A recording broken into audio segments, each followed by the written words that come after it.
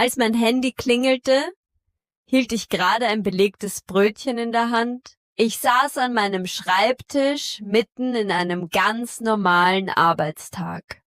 Zahlen, Tabellen, ein halbkalter Kaffee. Nichts deutete darauf hin, dass sich mein Leben in den nächsten 10 Minuten leise, aber unumkehrbar verschieben würde.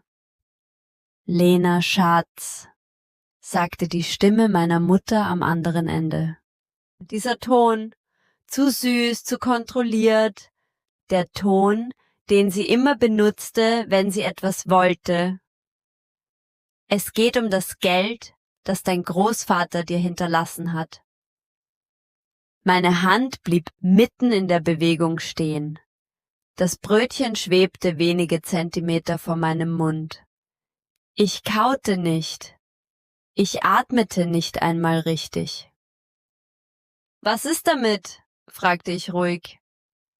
»Ach, stell dich nicht so an«, sagte sie sofort. »Du weißt doch, wie schlecht es Clara im Moment geht. Diese Trennung hat sie völlig aus der Bahn geworfen. Sie weint nur noch. Sie sagt, sie muss einfach weg. Raus aus Deutschland, Europa sehen, den Kopf freikriegen.« Sie machte eine kleine Pause, als würde sie auf Zustimmung warten. Ich sagte nichts. »Also haben wir entschieden«, fuhr sie fort, »dass wir das Treuhandkonto dafür nutzen. Die 28.000 Euro. Ist das nicht wunderbar?« In meinem Kopf klickte etwas leise ein, kein Schock, keine Wut. Nur diese kalte Klarheit, die sich einstellt, wenn man merkt, dass etwas genauso passiert, wie man es immer befürchtet hat. Ich legte das Brötchen langsam auf den Tisch. »Du meinst, mein Geld?« Am anderen Ende hörte ich ein genervtes Ausatmen.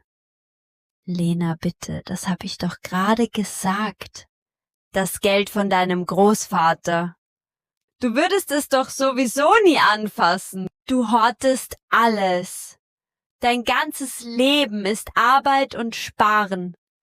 Ehrlich gesagt macht mir das als Mutter Sorgen.« Dann lachte sie, kurz, schrill. Ein Lachen ohne Wärme. »Und da gibt es nur ein kleines Problem«, sagte sie weiter, nun hörbar ungeduldiger. »Wir sind gerade bei der Bank, aber diese Angestellte besteht darauf, dass angeblich die Begünstigte selbst zustimmen muss.« »So ein Unsinn. Kannst du nicht einfach kurz sagen, dass du einverstanden bist?« Dein Vater steht neben mir. Er wird langsam unruhig.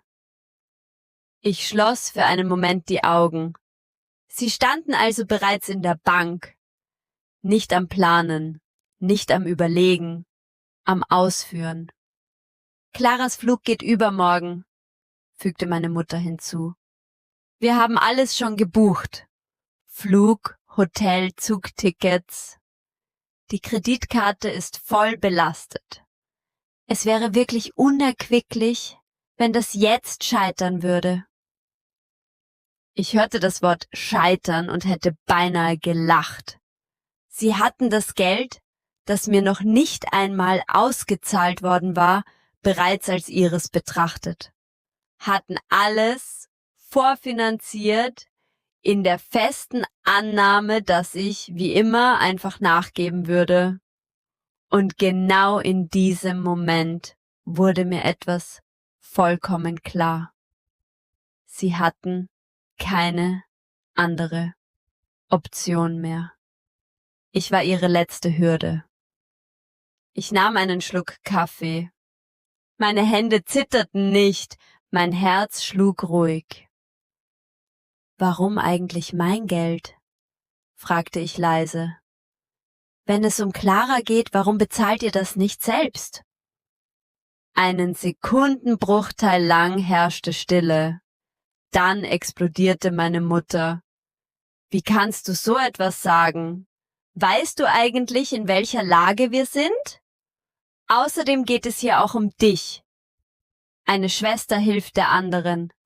Das ist deine Pflicht als Ältere. Familie hält zusammen. Ihre Stimme überschlug sich, wurde schrill, fast hysterisch. Du hast doch gar keinen Bedarf für dieses Geld. Du lebst so bescheiden, dass man meinen könnte, du hättest Angst vor dem Leben. Ich hörte zu und spürte, wie sich etwas in mir löste. Als sie endlich Luft holte, sagte ich ruhig: In Ordnung. Morgen früh ist alles geklärt. Sofort änderte sich ihr Tonfall. Wirklich? Oh, Gott sei Dank. Ich wusste, dass du vernünftig bist. Ich sage der Bank Bescheid. Sie legte auf und hatte keine Ahnung, was ich wirklich meinte. 3 Jahre zuvor hatte ich einen Brief erhalten. Schweres Papier, sauberer Umschlag, Absender, Rechtsanwalt Dr. Martin Keller. Schon das Kanzleilogo ließ mein Herz schneller schlagen. Mein Großvater war seit Jahren tot. Warum meldete sich seine Kanzlei jetzt? Ich hatte ein ungutes Gefühl, als ich den Umschlag öffnete. Der Inhalt war kurz, sachlich und beunruhigend. Sehr geehrte Frau Bergmann, Ihre Eltern haben sich kürzlich an unsere Kanzlei gewandt und nach der Möglichkeit einer vorzeitigen Verfügung über das Ihnen zugedachte Treuhandvermögen erkundigt. Meine Hände wurden kalt. Da dies laut den Bedingungen ausdrücklich ausgeschlossen ist, hielten wir es dennoch für unsere Pflicht, Sie darüber zu informieren. Ich las den Absatz 2-mal, dann ein 3. Mal. Warum? Ich rief sofort an. Dr. Keller klang genauso, wie ich ihn aus der Beerdigung meines Großvaters in Erinnerung hatte. Ruhig, kontrolliert, ernst.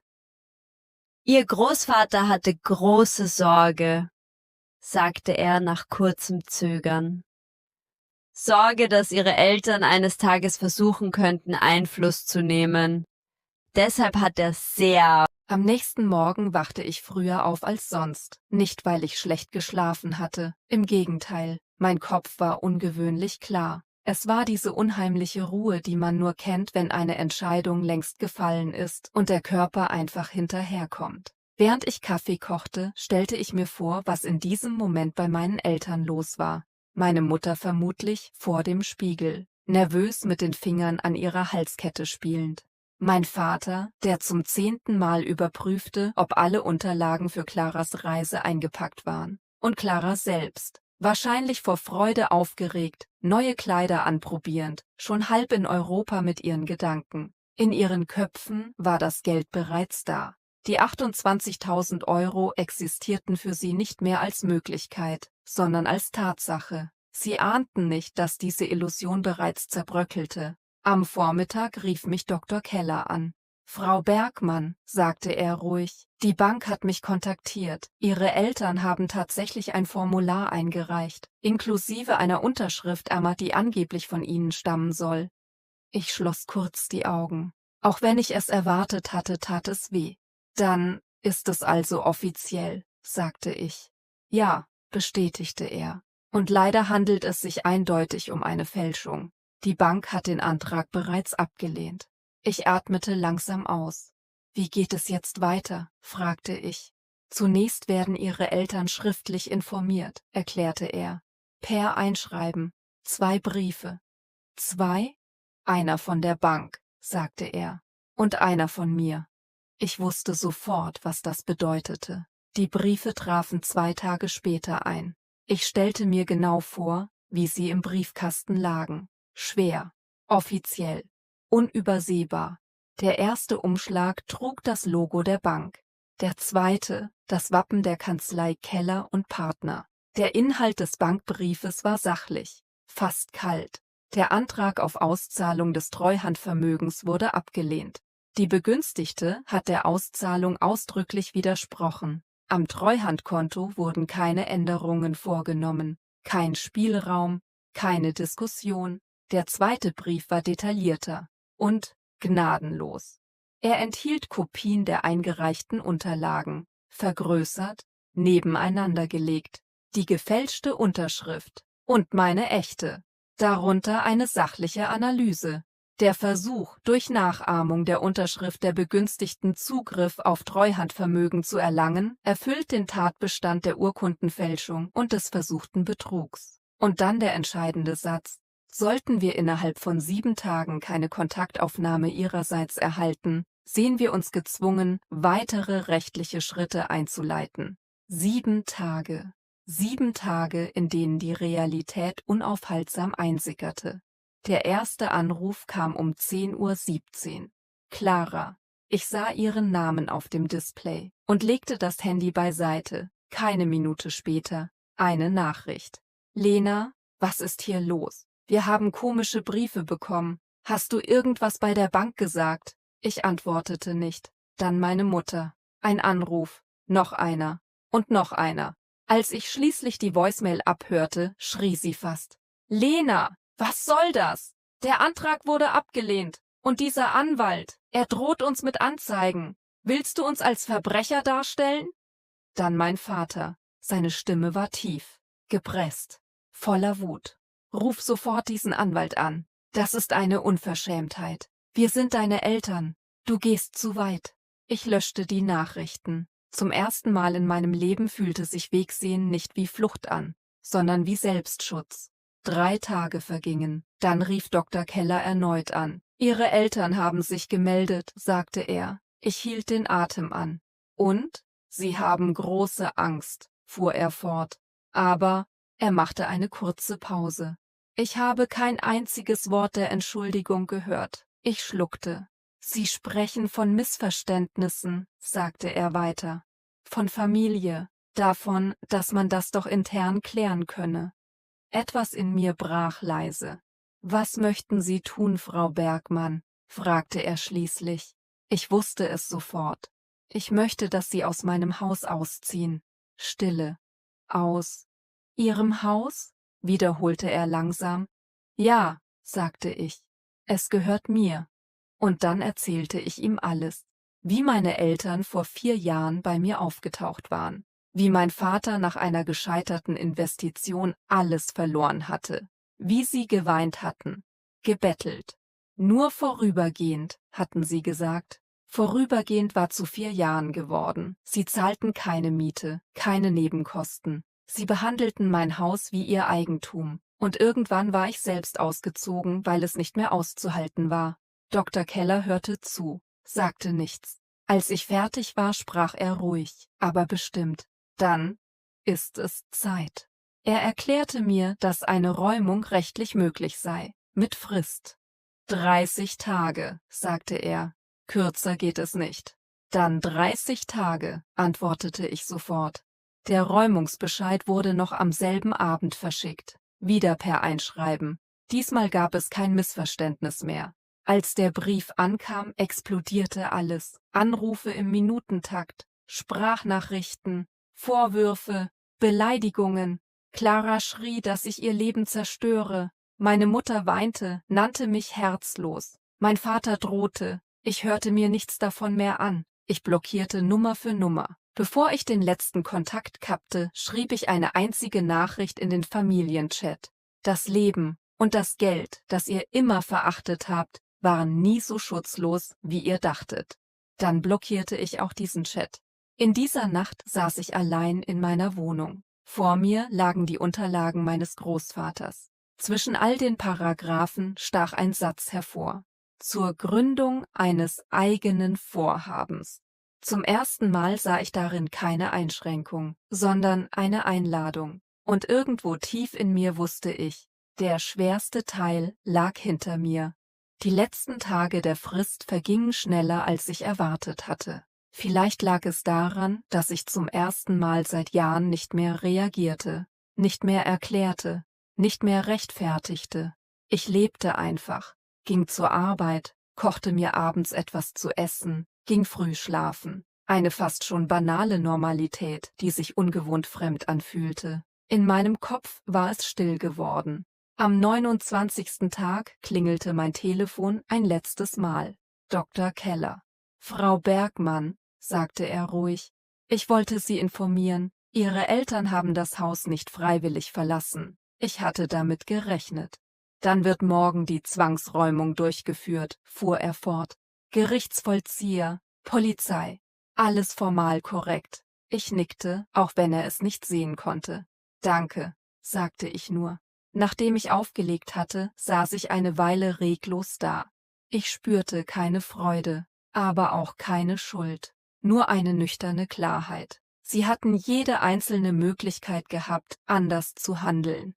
Am nächsten Morgen stellte ich mir den Ablauf vor, ohne dabei sein zu müssen. Der Gerichtsvollzieher, sachlich, emotionslos, die Polizisten, die nur ihre Arbeit machten, meine Eltern, die laut wurden, Clara, die weinte, Möbel, die aus meinem Haus getragen wurden, Kartons, Taschen, Plastikkisten. Alles, was sie jahrelang als selbstverständlich betrachtet hatten, verlor an diesem Tag seine Sicherheit. Am Nachmittag rief Dr. Keller erneut an. »Es ist erledigt«, sagte er. »Das Haus wurde geräumt. Ihre Eltern mussten ihre Schlüssel abgeben.« Ich schloss die Augen. »Und die Bank?«, fragte ich leise. Er zögerte einen Moment. »Die Bank hat Anzeige erstattet«, sagte er dann. »Unabhängig von ihrem Wunsch, keine Strafanzeige einzureichen. Urkundenfälschung ist kein Kavaliersdelikt.« Ich verspürte keinen Schock, keine Genugtuung, nur Konsequenz. Ein paar Wochen später stand ich am Flughafen, ein One-Way-Ticket in der Hand. Nicht, weil ich weglief, sondern weil ich bewusst ging. Der Treuhandfonds meines Großvaters war offiziell freigegeben worden. Auf dem Antrag hatte ich sauber und klar geschrieben: Zweck der Auszahlung, Gründung eines eigenen wirtschaftlichen Vorhabens. Als ich den Stift absetzte, hatte ich kurz gelächelt. Er hätte das gemocht. Mein neues Leben begann unspektakulär. Eine kleine Stadt, ein kleines Büro, ein schlichtes Schild mit meinem Namen. Keine Dramatik, keine großen Versprechen, nur Arbeit und Freiheit. Ich gewann meine ersten Kunden langsam. Durch Empfehlungen, durch Zuverlässigkeit, durch das, was mir niemand mehr wegnehmen konnte. Meine Entscheidungen. An den Wochenenden ging ich spazieren, manchmal alleine, manchmal mit neuen Bekanntschaften, die nichts von meiner Vergangenheit wussten. Und das war gut so. Eines Abends, Monate später, rief Dr. Keller noch einmal an. »Ich dachte, es wäre fair, Sie zu informieren«, sagte er. »Ihre Eltern wurden polizeilich vernommen. Das Verfahren läuft.« Ich hörte zu, ohne nachzufragen. »Sie leben jetzt bei Ihrer Schwester«, fügte er hinzu. »In einer kleinen Wohnung. Ihr Vater ist gesundheitlich angeschlagen. Ihre Mutter arbeitet inzwischen stundenweise.« Ich sagte nichts. »Sie haben sich nie wieder bei mir gemeldet«, sagte er schließlich. »Nicht einmal, um sich zu entschuldigen.« Ich atmete langsam aus. »Das überrascht mich nicht«, antwortete ich. Nachdem das Gespräch beendet war, saß ich lange am Fenster meines Büros. Die Sonne ging langsam unter. Der Himmel färbte sich orange. In diesem Moment verstand ich etwas, das mir vorher nie klar gewesen war.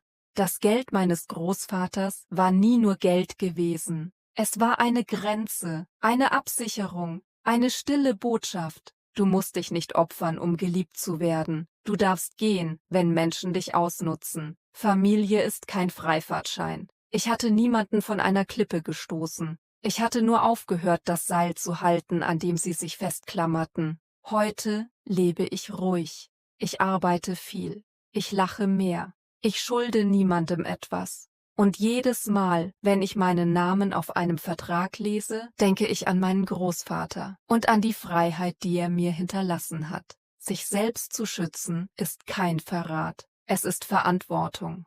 Ende.